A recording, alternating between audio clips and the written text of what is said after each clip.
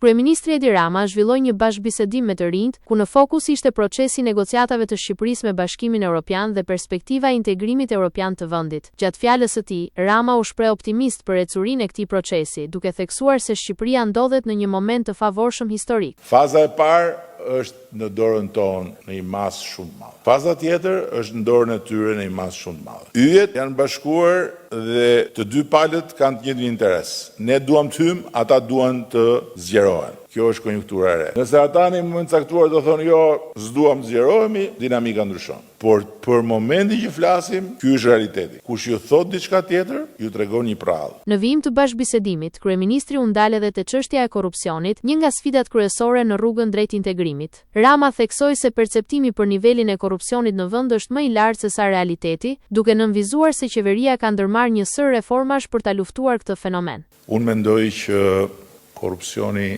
në Shqipëri sot është shumë më i madh në perceptim se sa në realitet. Jo se në realitet korrupsioni nuk është problem, korrupsioni është problem. Është problem për atë shkak që thash më parë, që akoma institucionet janë në formësim, sepse çfarë e bën korrupsionin aktiv edhe të suksesshëm në thonjza, po suksesshëm në të keq, është hapësira që ai gjen si një alternativë për personin ose subjektin që kërkon të marrë një shërbim, të fitojë një të drejtë dhe të cilën institucionet nuk ja garantojnë. Pra ky është korrupsioni. Shumë shpesh ne ngatrojmë, njerëzit e ngatrojnë korrupsionin me thjesht persona të këqij që duhen marrë edhe duhen çuar në ferr dhe pastaj ne do shpëtojmë. Jo.